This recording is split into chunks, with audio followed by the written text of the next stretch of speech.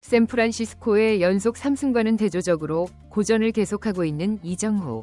개인 성적은 하락세를 보이고 있으나 그럼에도 팀 승리에 환하게 웃는 모습은 불안감보다는 타격 감각이 회복될 시점이 반드시 올 것이라는 신념을 갖게 만듭니다.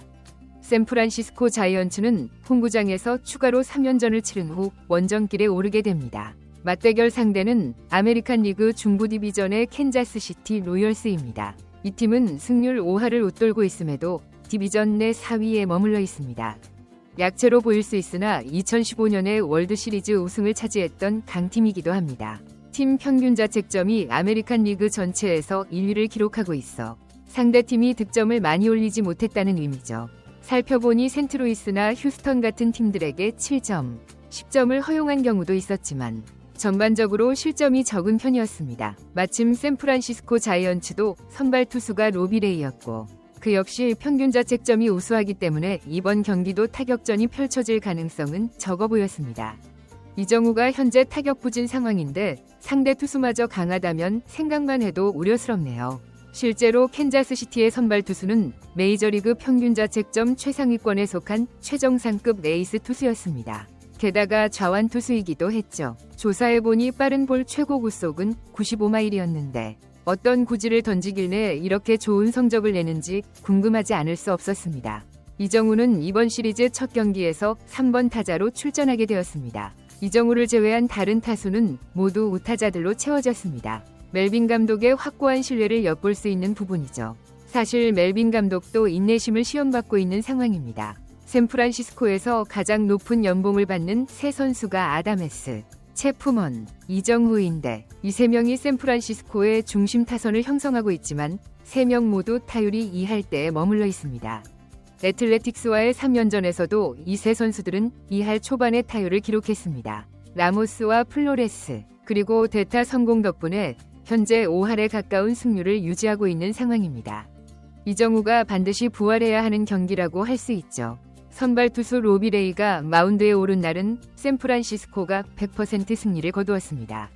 투수전 양상이 될지라도 샌프란시스코의 승리를 기대해 볼 만했습니다.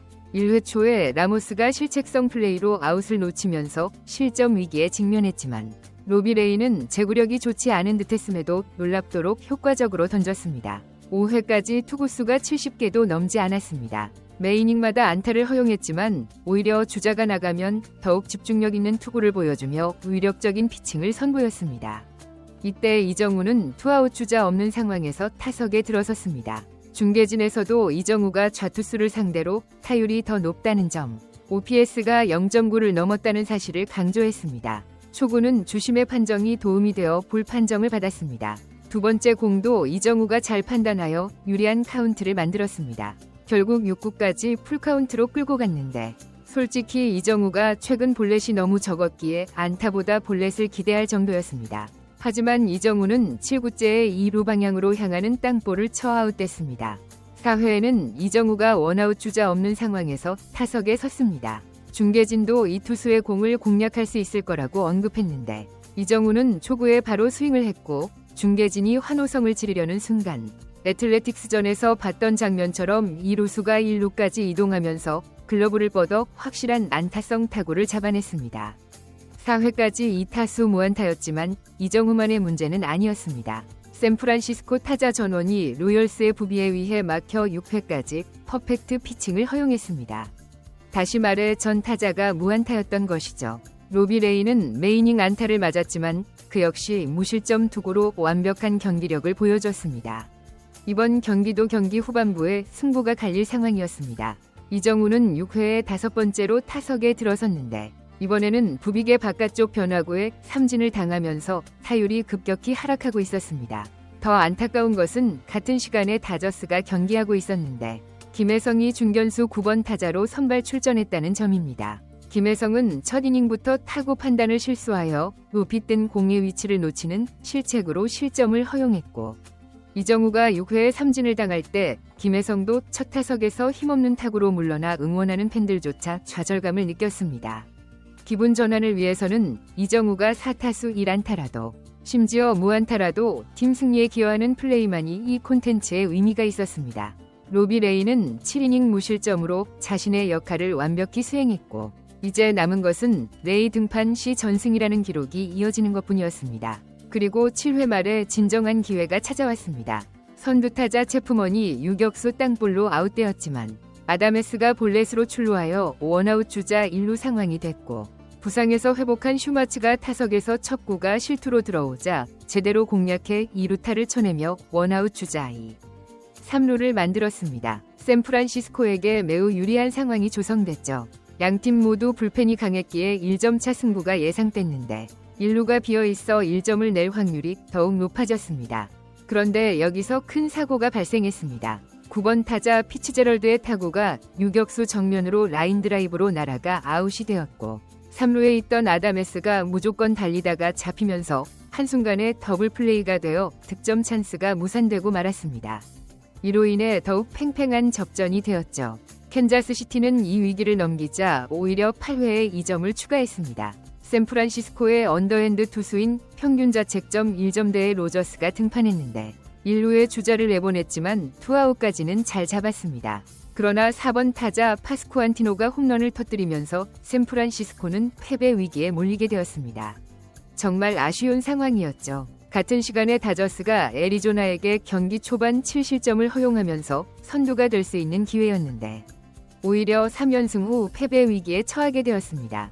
샌프란시스코는 이제 2이닝밖에 남지 않았는데 3점 차를 따라잡는 것은 결코 쉽지 않았습니다. 로열스의 불펜 투수는 평균 자책점이 0점대인 강력한 투수였습니다.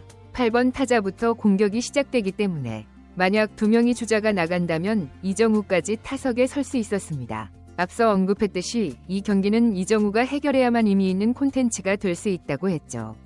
결국 이정우는 투아웃 주자 1, 2루 상황에서 타석에 들어섰습니다.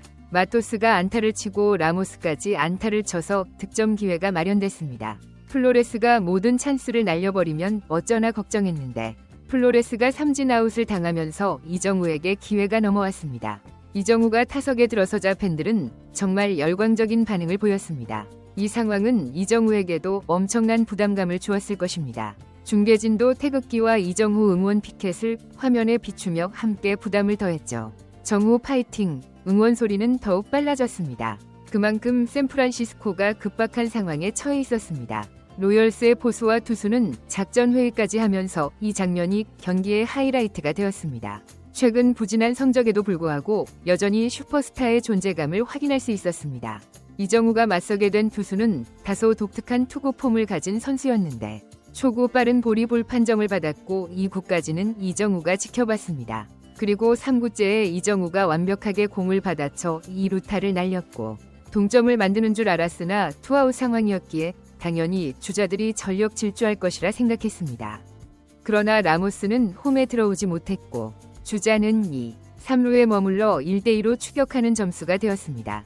약간 아쉬움이 남았지만 어쨌든 이정우가 팬들의 기대를 저버리지 않는 시원한 타격을 보여줬습니다. 정말 이 경기 2시간 30분 중에서 오직 이 한 장면만이 만족스러웠습니다. 라모스가 홈에 들어왔더라면 이정우가 진정한 영웅이 될 수 있었을 텐데요.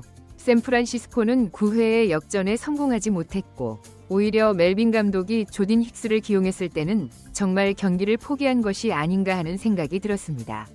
그리고 결과는 1대3 패배로 끝났습니다. 다소 허탈하네요. 그래도 긴장감 넘치는 경기, 스릴 있는 승부를 만들어준 우리 정우에게 감사합니다.